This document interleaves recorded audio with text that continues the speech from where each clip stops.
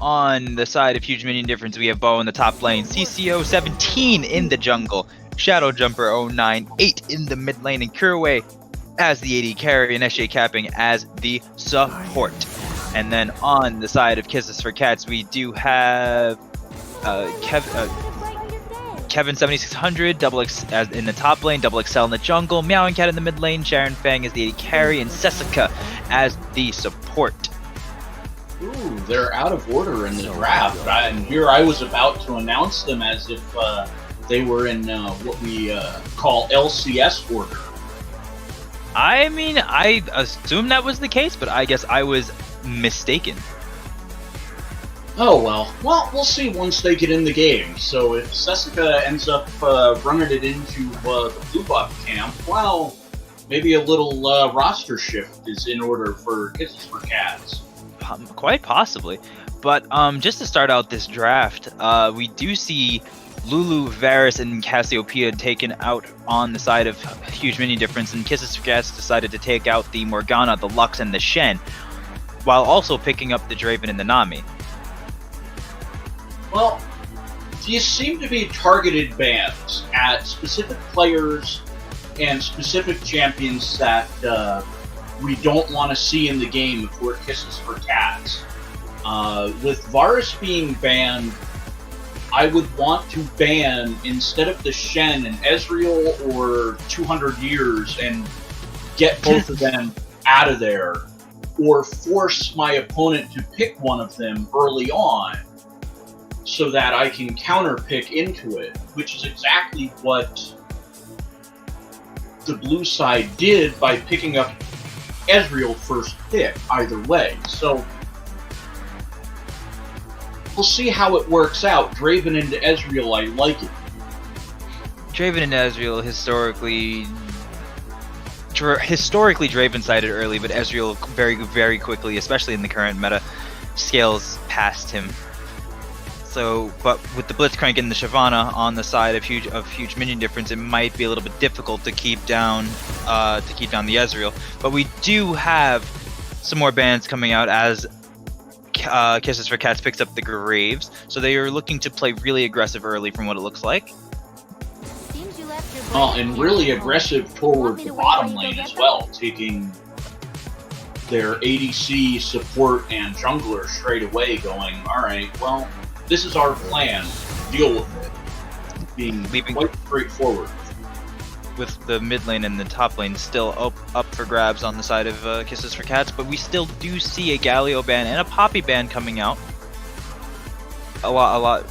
Poppy disrupting a lot of mobile champions, and Galio really being able to pressure the side lanes, or even usually the side lanes, or the if he's the mid laner, but he can also flex his support, which I don't think we will be seeing, or would have seen anyway, but hey. There's also that. With the Vel'Koz ban coming out for Kisses for Cats means that their mid laner will have some other choices out here today. Syndra comes to mind as a very powerful mid laner. I could probably list about 10 of them right now that are really viable options. But Victor is definitely one of them as well. But I think I'd like to see Syndra. Yeah, Victor has been on the up and coming for a while now, and Syndra has got hit with a few hefty nerfs to make her significantly less viable, but she's still pretty strong in my opinion. Her early game is not as strong. But look at the side of, excuse me, I can't remember the blue side's team name. I remembered the red side being Kisses. Huge Minion Difference. There we go. We see Huge Minion Difference with Ezreal, Shyvana. Those are two champions that really want to speedrun to level 6 before they really turn on and become super effective. It looks like a Nocturne top lane as well, which I really like. Nocturne. Well, there's still a lot of shifting around, so who knows what's going to happen here. Well, we do have 3 junglers, so it might be Gragas top, Shyvana actual jungler, Nocturne mid. Which is what I'm assuming, which is what it looks like here. Yeah, huge minion difference being in LCS order helps. The other side is not in LCS order, so it looks like Graves in the jungle, Nami for support, Garen in the top lane, Draven the ADC, and Victor in the mid. And which is interesting, seeing as how I'm always the one yelling around, being like, "Hey, get an LCS order, make it easier for us, do the right thing. It's easy." Well, full lobby. I can't hate the player, but maybe hate the game on this one for not allowing us as many spectator spots as. And here we go. And with the spectator delay starting to count down, we now have another about 2.5 more minutes before we get into that. So now we have what's left. Oh yeah, Frico, I've never casted with you before. This is our first time casting together. So one thing that I've asked all of the other casters before, since we're just trying to breeze through time here, is if you lived in anywhere in Runeterra, where would you hail from? Let's see. If I were in Runeterra, where does Janna come from? Janna, she resides in Piltover currently, but she spends a lot of time in Zaun. Like, she literally saved, like, a Zaun city, and now they hail her as a god. Ah, true. So, honestly, I'm not entirely sure where Janna comes from, but I'm gonna assume Zaun. That was a trick question. I don't actually believe they've established where Janna has come from in the lore. But I think Piltover would be the place that I've taken up residence. With Sheriff Caitlyn on the prowl, I think it's a very safe place to take up residence. Caitlyn, not even Vi? Wow. Especially with Jinx running around the city? Well, Vi's probably, on the case with Caitlyn. So, two good guys, one bad guy. I like the odds. I don't know. There's a lot of bad guys, because even if you look at the animation, they kind of went after Urgot as well. Very true. They got yeeted too. It's pretty funny. Vi took off her gauntlets and was still, like, a relevant champion. I was like, excuse me? That's a thing? Oh, that reminds me of a certain B-movie I watched a couple days ago. Uh-oh. Some people may have heard of it. I believe it's called Mortal Kombat. Uh-oh. The spoiler alert for about a 20-year-old movie. The character Jax has his cybernetic arms. He still does, oh wait, I can do the punchy things. I don't need these cybernetic arms. Wow. Hey. They still work. So, the whole Vi thing, completely legit from my point of view. It seems that the chat is saying, how dare you call Mortal Kombat 2 a B movie? Yeah, I'm sorry. I'm probably overrating it. Well, the second one, the first one is probably B-movie caliber, but the second one, oh, what a disaster. An absolute disaster of a movie. Those I don't even know why those movies even exist. I mean, the games were good where they were, but then you come in and make movies that were just so over the top, and some of it just did not work. It did not work. Capitalizing on the franchise, I mean, come on now. If you really want to spend all day trying to, think of the answer to a question, here's the question for you. What video game-based movie actually doesn't suck? None of them? Well, hold on. Probably the correct answer, to be honest with you. I mean, it probably is, but didn't the Ratchet and Clank movie do relatively well? I heard that Ratchet and Clank movie? I heard. I don't remember looking too far into it. I don't even know if that's a thing. I could look that up real quick before we get into this game. But we are getting into Champ Select. I mean, not Champ Select, into the loading screen now. So I don't know how much time I'll have for that. I'll see if I can get back to you on that. That's all right. We'll have plenty of time to sort it all out as the day develops. Oh no, there totally was a movie in 2016. Wow, that's news to me.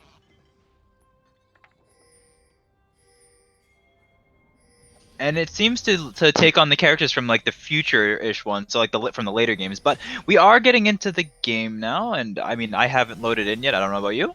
Have you? Oh yeah. On the stream it says that we have, so Uh-oh.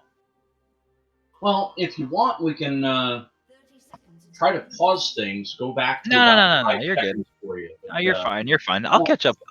I'll get there. Okay. You take over for the time being. All right. Well, we're at 45 seconds right now, just about 50, and it looks like Kisses for Cats getting a little frisky. Ooh, getting spotted out by Nocturne, trying to invade. So, 5 stack on Kisses for Cats getting spotted out by a Nocturne, hiding in a jungle brush. Ah, I finally joined you all. And it seems as though there wasn't a 5-point start on that either, and we all know how I'm a stickler for those. Well, Kisses for Cats didn't quite get the get the memo, but at least huge minion difference on the blue side with the 5-point start, able to spot out the invade before it was really any kind of an issue. It was close to a 5-point start. It was like a 3.5. I could argue 4, but 3.5 seems like a fair evaluation. I mean, when you have 2 champions sitting on top, I feel like that's a half. But it seems laning phase is starting off a little bit normal since there was no leash. Since Double XL started on the top side of the map, Sharon Fang and Sessica were able to just shove the lane a bit and put the pressure on Akirue and SJ Cap'n down here. So I'm never a fan of that. You gain 3 melee minions, but you lose so much information as to what you're giving to the other team. Because you're telling them, okay, our jungler started topside. And the calculation is, okay, around 3.5 minutes, I'm going to expect that jungler to be doing something. But that something actually seems to be stealing away one of Shyvana's camps to Gromp going over to Graves, so... 2, also grabbing the blue buff off of him. Oh, and yeah. Stealing away the blue buff, but it seems as though CCO will look towards the enemy's blue buff, double XLs, but will immediately get spotted out. So who knows if they're actually going to be able to rotate in time? But with the sweeper there, they know that he's there, so I don't think he's going to go for it. Well, this is going to be probably a flash from Shyvana. Yep, there it is. CCO's flash being taken very early into the game, and this looks like it will be an AP Shyvana game, seeing as how the keystone of choice is the Dark Harvest. Oh, that was a beautiful hook landed by Blitz, but Draven just going, I don't want any part of this. Stack the damage. Let's go.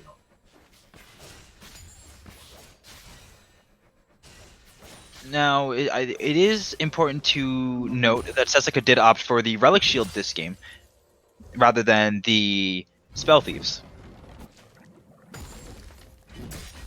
which would make it even easier to push waves and really control the pace of the lane. Well, with a Draven, it feels like funneling as much gold as you can into the Draven as early as you can would yield the best result for that early game power spike. If you can get the Draven an item ahead, or even half an item ahead, the whole goal that I always preach to teams is you have to get ahead, but then also stay ahead.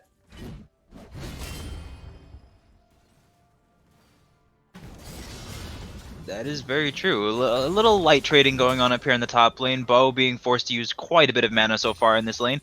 But knowing the fact that Kevin's Garen is completely manaless and is all cooldown based, it's going to be very difficult for Bo to keep up with that. Now, it was actually a pretty good play by SJ Capping on the Blitzcrank. waiting for Nami to start the flash instead of immediately hooking and then going for the knockup after the rocket grab. I believe it may have interrupted Nami's flash, which almost resulted in a kill as everyone collapsed down in the bot lane, but it looks like it's just opening up the Dragon Pit for Shyvana to take this first dragon and start to stack that passive. And that's not usually what we see from Double XL. Usually we see Double XL on top of that dragon and really like having at least some semblance of control over it. But since Double XL is playing on the top half of the map rather than the bottom and farming really hard, I can see why that was very, very easy for CCO to just take the second his lanes had prio. Well, you trade one resource for another. You look at one Cloud Drake and go, okay, can I give over a Cloud Drake and 5 armor and magic resistance to the Shyvana while I turn around and take away 12 CS worth of camps in the top lane? I mean, look at the CS difference that this Graves has right now. I don't know. I mean, 43 to 26. Graves is just about 3/4 of a jungle item ahead at this point. We don't even have the full Tracker's Knife completed on the side of Shyvana, and it looks like we're already halfway through to the Warrior Enchant on the side of Graves, which is well over 1,000 gold. And although you are saying, is the 10% ult cooldown worth it? I would say that it plays very heavily in the favor of huge minion difference here, because if you notice, all of their ultimates have or all of the important ones, aka the Gragas explosive cask, and the Nocturne Paranoia, and even if you want to say the Ezreal True Shot Barrage, which gets down to a relatively low cooldown, having 10% off on all of those is actually pretty huge, I think. Well, it definitely is not a bad thing, that's for sure. But, you know, it doesn't help Shyvana herself, because No. Dragon's Descent, you know, stacks off of attacking. Ooh. Actually, they made that change a while ago, so actually the Dragon's Descent will be up more often. But the fight breaking out in the top lane very, very quickly and easily, going to the side of Kevin's Garen, running down Bo after a pretty good freeze happening up here. Well, Bo actually looked to explosive cast Kevin into his own turret, then the exchange did not work out well. Ooh, bottom lane.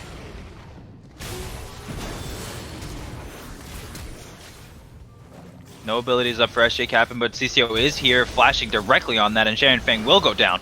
And they're looking to pick up Sessica as well, but it doesn't seem like that's going to work out too well with the Aqua Prison coming down, the Paranoia coming in, but no vision on Sessica for that to work. So Shadow Jumper ultimately wasting that ultimate. But not all bad, because Double XL is picking up the Rift Herald here, and with no mid laner here, it's a very easy Rift Herald to be taken. Well, again, trade for trade. You give up the kill in the bot lane, take the Rift Herald on the top lane. You know, you gotta think of League of Legends almost as a game of chess. You know, okay, I'm going to sacrifice my, you know, bishop, but I'll take your knight. You know, as to if it's a good trade, the game has to develop a little more. What can the side of Kisses for Cats get from that Rift Herald? They gave up at least one turret plate and a kill on the bottom side, so that's, let's see, 450 for the kill and assists, another 160, that's 600 gold versus the 100 for the Rift Herald take right now. But the Rift Herald very quickly makes up for that. And it was also 2 plates down in the bot lane. Oh, it's 2 plates. Okay, so we're looking at close to 800 gold then, going over to the side of huge minion difference. And not to mention, with Kuroi picking up that first kill, really accelerates his build. I think it's also worth noting that that Sharon is going for the Manamune Draven build with the Hail of Blades. This You is know, 3 interesting. really quick auto attacks. It's not a very popular build, but it is one that has been up and coming for a while now and has been known about for a little bit. Well, to me, it's really, almost the same as. Well, I'll hold that as. Tessica exploded down there after getting hooked by SJ Capping. I was going to say there was a fight in the bottom lane when SJ Capping landed that hook, but that looked more like just a flat execution, 100-0. Snap your fingers, and Sessica's done so. And they're looking to pick up the second dragon of the game now with this bot pressure. Yeah, I don't think there's much that can be done about that as the dragon goes over. You lose the pressure in the bottom lane, you just kind of have to back off. And it looks like the mountains are rising, so Ocean and Cloud into a Mountain Soul, potentially. Which means there's going to be significantly less open area fight breaking out here in the mid lane. Kevin's Garen, both ultimates from Kevin and Double XL securing the kill on the Shadow Jumper, and the Rift Herald being dropped here in the mid lane. Seems as though CCO will try to hold this with SJ Captain coming up to the mid lane. But will it be enough to make sure that the tower does not fall? It looks like it will. Yeah, I think they pulled the trigger on the Herald just a little too early. With one plate still barely there, I would have liked to have seen the Herald ideally being played once there's 2 plates left. The Herald does true damage with the charge, so it will always take 2 plates down, irrelevant of the boosted stats. Now that last little plate section is going to be a little bit harder to take than if they waited maybe 5 seconds to chip away the 4th plate instead of now what's going to essentially be the 2nd plate that's remaining on the turret. Mm-hmm. Although overall it's still a net gain on the side of Kisses for Cats, if you ask me, being up almost 2,000 gold now. Yeah, they did get a net positive from that. They traded the dragon for a kill plus a whole bunch of turret plates, excuse me. CCO being forced to ult away from Kevin and Double XL, who were holding down the river. And it seems as though the rest of Huge Minion Difference is here and will pick off Tanamo here in the mid lane with some clean rotations. Oh, kill steal by SJ Capping with Ignite. I thought Kiraway had it with the True Shot Barrage, but it was actually an Ignite tick that finished off Tanamo. SJ Capping just barely missing the hook onto Sessica there. Definitely would have spelled disaster for that. But they are able to keep the vision control of the Tribush, and it seems as though Kiraway will simply be able to continue stacking that tier. Yeah, this looks like a bit of a race between our bottom laners to see who can get that Manamune turned into a Muramana. Well, Draven's a little bit ahead right now, having the actual Muramana, but I think it's only a matter of recalling, as Ezreal does have close to 2,000 gold on his character right now, that he's got to recall and cash in. And it is a slight difference in the rate between the tier and the completed Manamune, because it's the tier gives 4 per stack with only 2 charges. No, it does. It has 3 charges per 12, but the full completed Manamune has 5 mana for per 12 seconds. Yeah, it's 5 mana for but it also gives for each basic attack, whereas the tier doesn't do that. So Ezreal has to use his abilities, whereas Draven just has to Draven. He just has to farm. But CCO is looking for a cheeky gank here down in the bot lane for the in lane. SJ Captain looking forward. A little bit of an early trigger pulled from CCO to ult into that. But both bot laners will escape with their life. An extra fireball, forcing out some more health away from Sharon's Draven. It's Jessica quickly healing that back up. Ebb and Flow with very strong ability in my opinion. And it seems as though the second Rift Herald will be going to Double XL with very good control of this top side of the map. It was actually a pretty good dodge with the quick draw by Double XL. So, gotta give props there. No flashes used on that bottom lane play, but I believe we're at the point where the second Herald's now being taken. So, double Herald for the side of Kisses with Cats, and I can only assume that this bottom... Yup.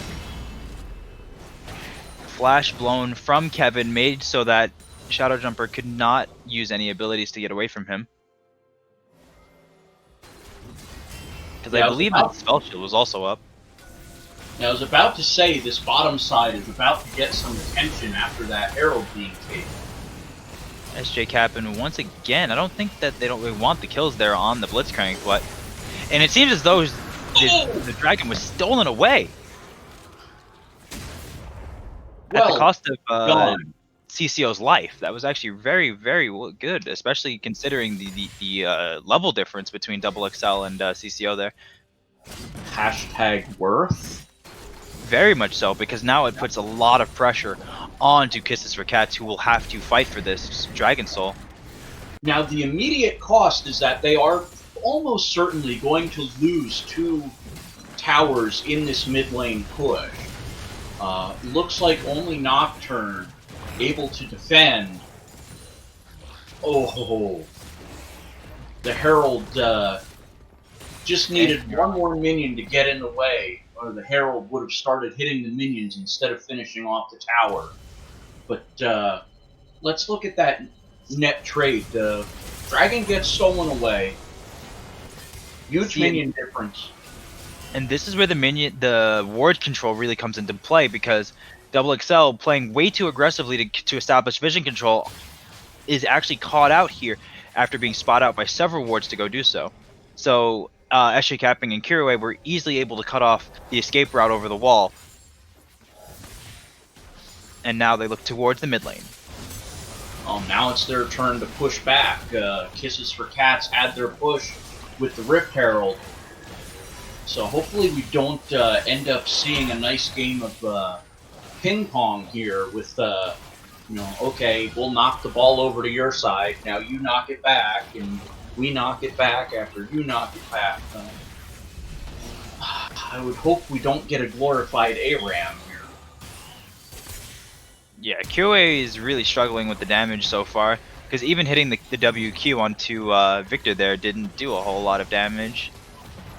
And then it seems as though SJ Cap'n is also probably going to escape with his life, very, very barely. Well, what doesn't make any sense to me is I just kind of pressed X to take a look at how much money the characters have on them, and Ezreal has 1,100 gold ahead of the Draven right now, which just baffles my mind. Kirue on the Ezreal performing pretty well, I'm going to have to say. The 2 kills making a huge difference. And although it seems like the big miscommunication here that happened in the top lane probably told Shadow Jumper to hit the go button, and nobody was really close enough to really go in with him. Yeah, that's kind of the, you get the Yasuo on your team that gets the 0-8 power spike, and then you get the Yasuo on the other team who starts out 8-0 and just dumpsters the game. Now, every once in a while, you just cross some wires. So Nocturne deciding to go in and, wait a second, team? Yeah. Seems to be where we're at right now. But it does look like about a 4,500 gold lead for the side of Kisses for Cats. Baron's about to spawn. We're about 10 seconds away from that. little over a minute away from potential Mountain Soul point for huge Minion Difference. And really, it's about 3.3 is what I'm looking at of a gold difference. But for the time being, it seems as though Kiroi is going to be able to continue poking people out with those pea shooter Qs, because they're not exactly strong yet with the Iceborne Gauntlet. The Iceborne Gauntlet is less damage than the Triforce for sure, but it does provide significantly more utility. I'm not... Oh, here we go. This looked like it could have been a good fight, but it seems as though everybody just left SJ Cap in there in the win. Trading Sessica and for Shadow Jumper and SJ Cap'n, because CCO actually ulted away from that fight for whatever reason. So again, I feel like the communication on the side of Huge Minion Difference is just not there today. Well, Tanamo and Sharon were both super low. It felt like that was a completely winnable fight for Huge Minion Difference, and they chose to retreat instead. They do pick up Tanamo here on the back line anyway. A little bit of an overstay there by Tanamo. Maybe getting lulled into a false sense of security, but with Tanamo getting knocked out, I think that opens up the sole point for Huge Minion Difference. Kiroi able to pick up another one right here on the double XL, and it might spell the dragon.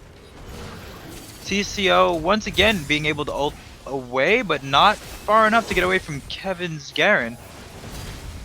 But it does seem like a net win overall, because the only people still here are the very low Sharon and the very low Sessica, who will look around for the dragon, but they can't get it, which means the Dragon Soul is a 21, damn near a 22-minute Dragon Soul, and the ult coming down right onto Tanamo is going to spell the end of him again. Oh, what a turnaround. That was... I can only describe that as like an extended fiesta in the Dragon Pit. I wanted CCO to just get out of that Dragon Pit, give up on the dragon, fight the battle that was in front of them. They had Kisses for Cats right there, and they finally turned that fight around, eliminated everyone on the side of Kisses for Cats. Sessica, I believe, the only one not to be killed in that exchange. So now we have Mountain Soul for the side of Huge Minion Difference. Even though they're down about 2,500 gold right now, that Mountain Soul probably more than makes up for that difference with the augmented stats that are coming in for the side of Huge Minion Difference. 12% armor and magic resist, as well as a shield for approximately 230, 240 between every member on that team.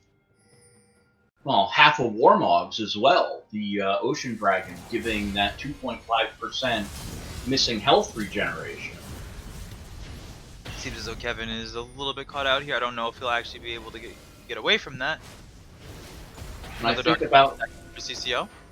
About the cheapest you're going to find a 10% cooldown reduction item. Well, at least it only applies to the ultimates, but even still, you know, let's give that a value. I mean, the percentage buffs, well, it helps to have defensive items, and we're seeing a bunch of them.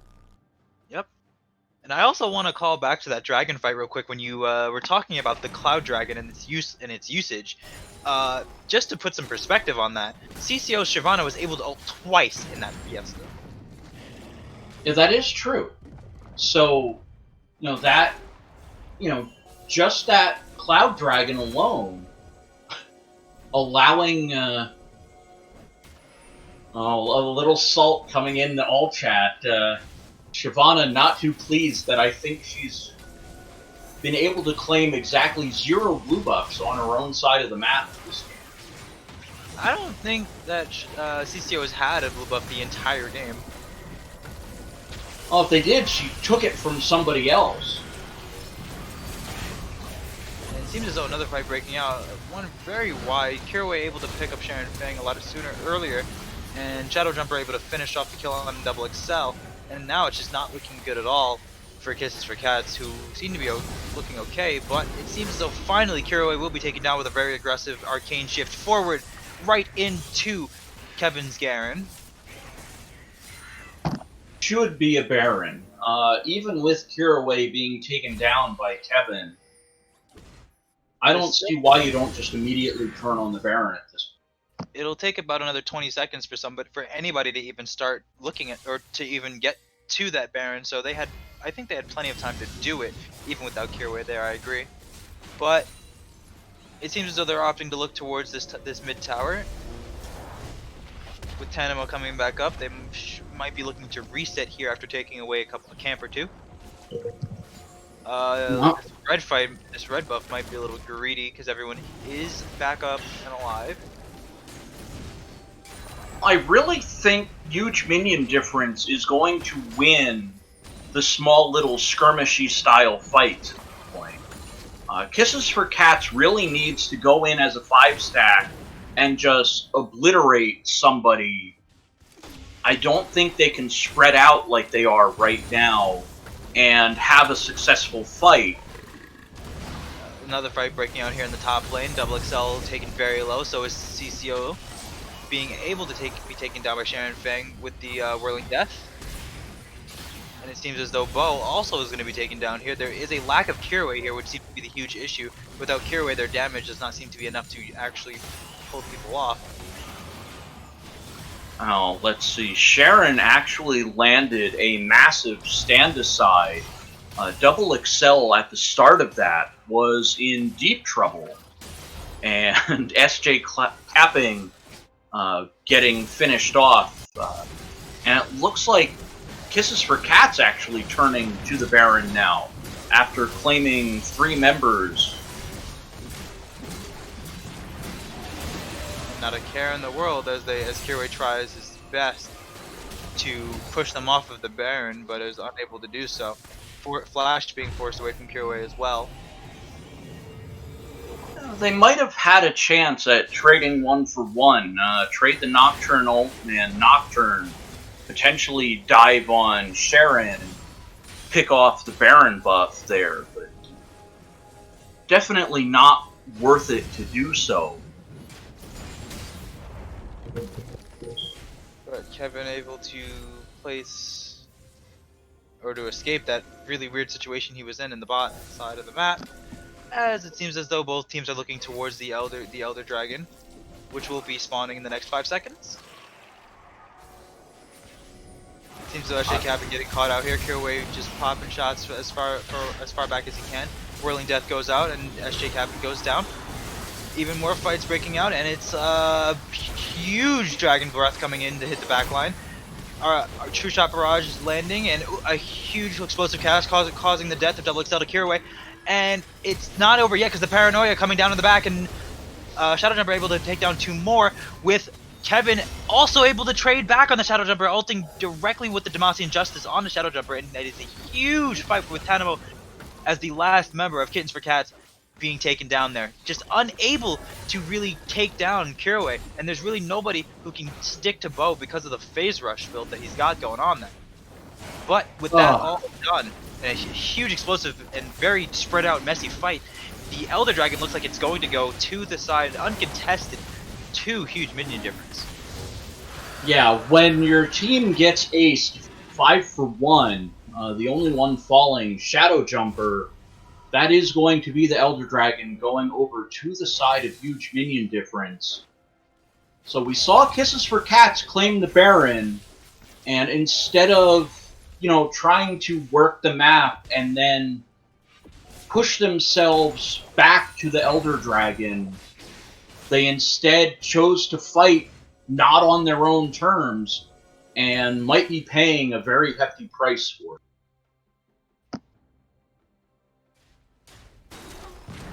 But with that in mind, with all of the events that's happened so far, Huge Minion Difference is still down about 1.5k gold now. Or about 2,000 gold, sorry. Yeah, well, it'll fluctuate. I mean, the Minion creeps, jungle camps all get farmed away.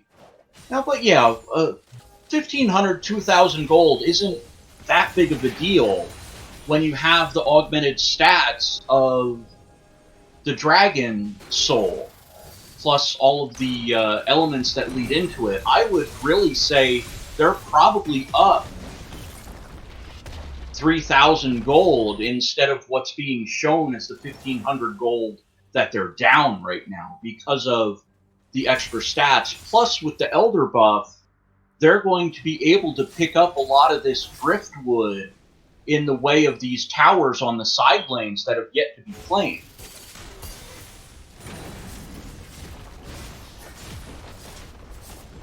We're taking the tower down bot lane. I don't know if that was intentional or not, but what are their eyes on next? What are they looking for? They're looking to take away any camps and push the mid lane. See Bo able to take away the top lane there as well. So that's 3 turrets now after the Elder Drake. Or excuse me, the Elder Dragon has been claimed. So we're going to see a siege now in the top lane, most likely.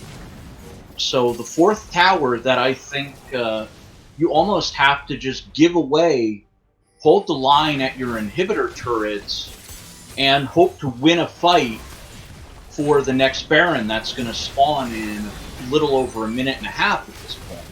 If you're the side for Kisses for Cats, excuse me, you just have to hold the line. You really need to establish a vision line before you start to push forward, and I really like that they're not trying to pursue huge minion difference at this point.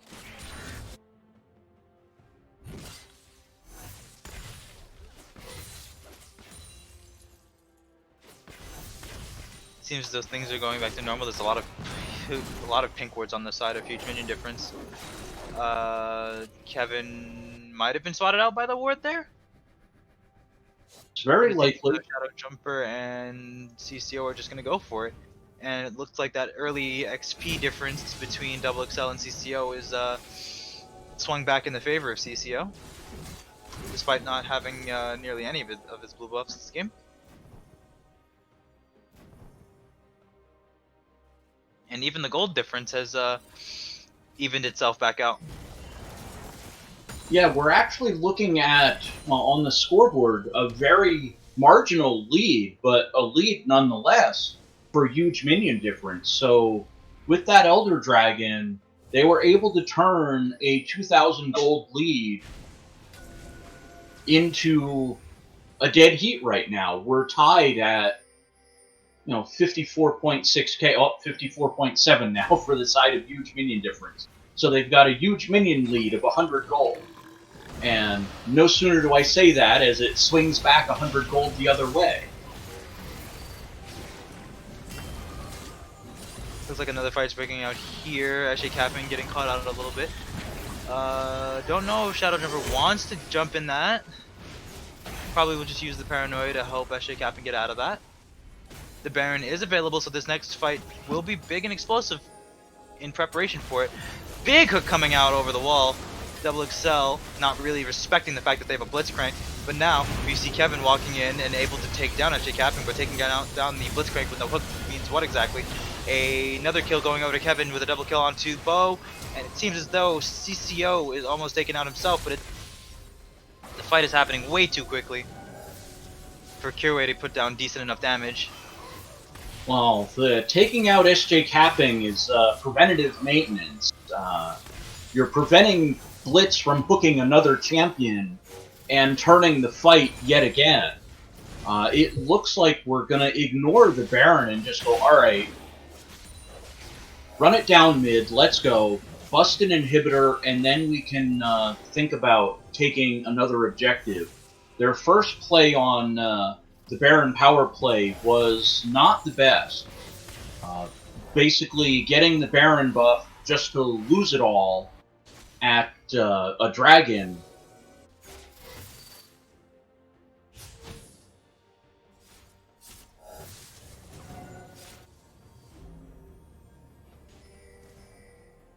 So it does look like a little bit of normalcy being restored. 5 aside on each side. So it looks like SJ capping. Ooh, oh no. Don't do it.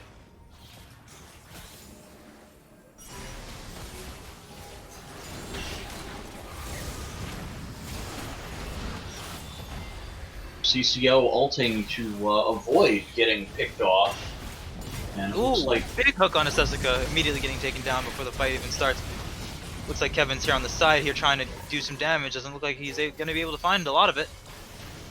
CCO able to land another big fire breath, taking a good chunk of Double XL's health. Another big hook landing. Flash being burned from Double XL to make sure he doesn't die there. The paranoia is down, so it's very difficult for kids to see right now. But Shadow Jumper and CCO are both on this dragon. Kirue able to take down Tanamo despite that, and they pick up the Elder Dragon. Yeah, that was a really well done by the side of Huge Minion Difference. Keeping enough of their team in the fight to discourage Kisses for Cats. Of course, they did get the pick on Sesica, which then turned into a pick on Tanamo. But now it looks like the charge into the mid lane is on its way. Mid inhibitor falling, and we'll see if they turn around to stack the Baron buff on top of the Elder, or if they just go to end it.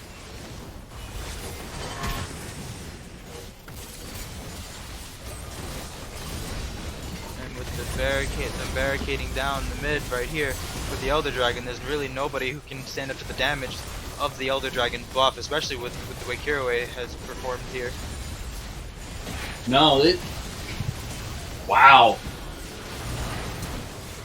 And that is going to be the game given to Huge Minion Difference.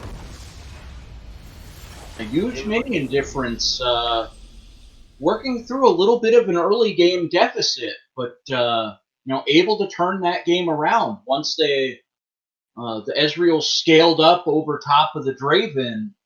I'd like to see where they ended up with the total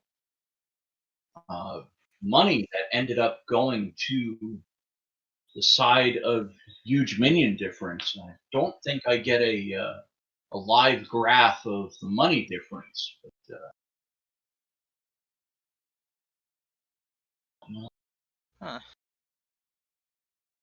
so I want to see where they ended up with total money taken in. But at the end of the day,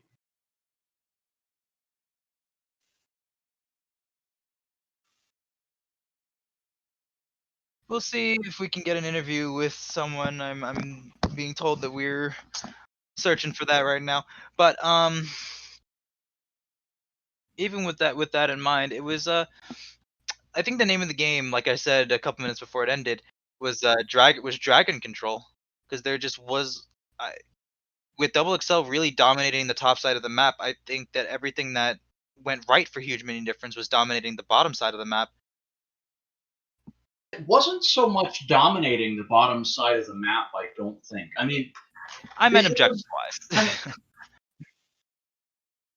it's definitely a element of it, but allowing the Ezreal to get to the point where he could get his items, and there's no Trinity Force in this build either, so we got the Muramana getting built up into the Iceborne Gauntlet, and then I saw Blade of the Ruin King at the end, which not the most standard build, but you know what? That's standard blue build Ezreal. What do you mean? Well, I think I'm more going, I'd rather see the Trinity Force, but you know what?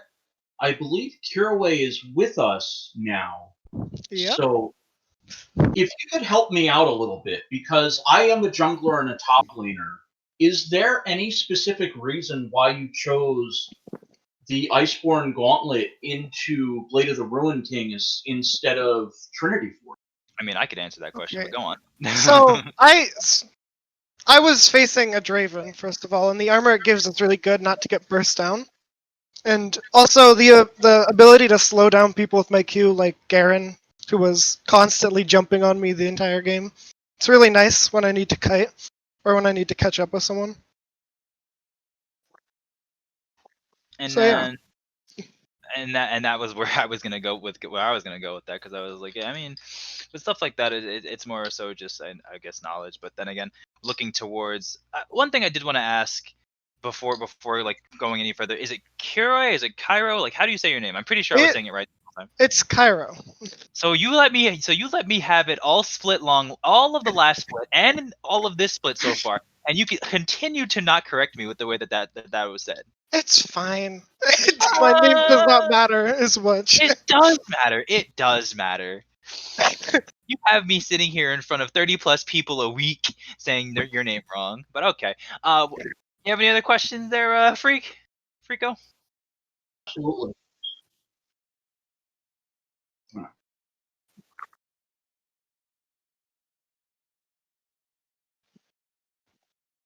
Does it feel good to take down the team that was voted ahead of you in the power rankings? Definitely, because there's a little rivalry going on with our team and that team. If you know, yeah. So it's real nice to beat them.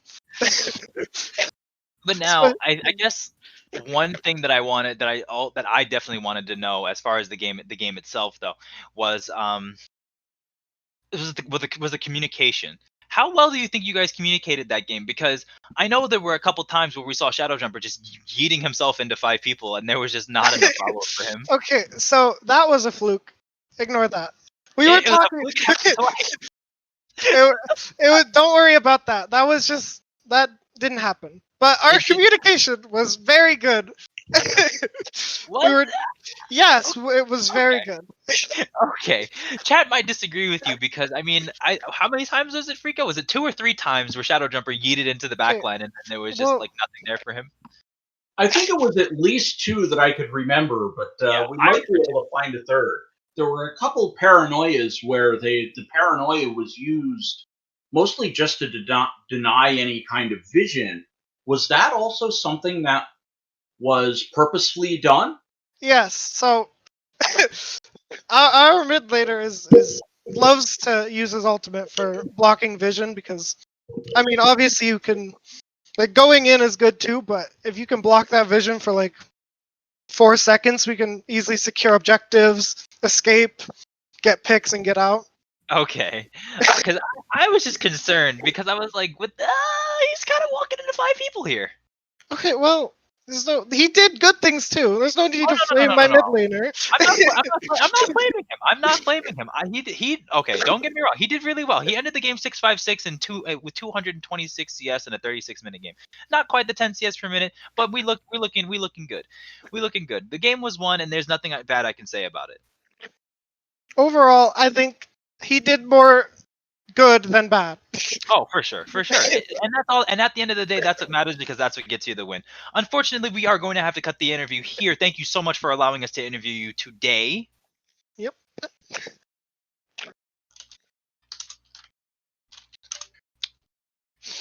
Okay, and now we have to wrap it up. We have a couple of minutes before we get into our next one. We have Glacier Rising Phoenix against NG Blossom right here as the last game of the day. Do not go anywhere. We have a wonderful setup in the next few minutes.